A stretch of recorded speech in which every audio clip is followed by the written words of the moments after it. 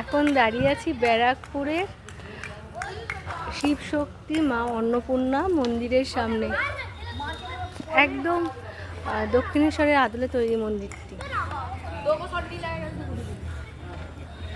মন্দিরের এ পাশে যেরকম অপোজিট সাইডে যেরকম অনেকগুলো অফিস বা অন্যান্য কার্যালয় থাকে, সেই পাশটা রয়েছে। আর ঠিক মন্দিরের মুখের পাশে, মন্দিরের পাশেই রয়েছে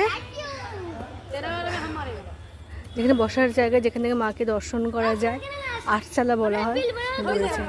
আর এই মন্দিরটি তৈরিও করেছেন রানী রাসমণির মেয়ে জগদম্বা দেবী, কনিষ্ঠা মেয়ে, ছোট মেয়ে।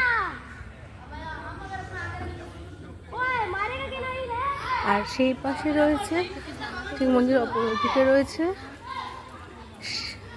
শিব মন্দির। এবার আমরা চলে আসলাম মা অন্নপূর্ণা ঘাটের সামনে। আমরা বসুন্ধরা থেকে চলে আসলাম, জানি নাই ওকে বসুন্ধরা থেকে তো হয়নি, কারণ হচ্ছে ওর সাথে আমার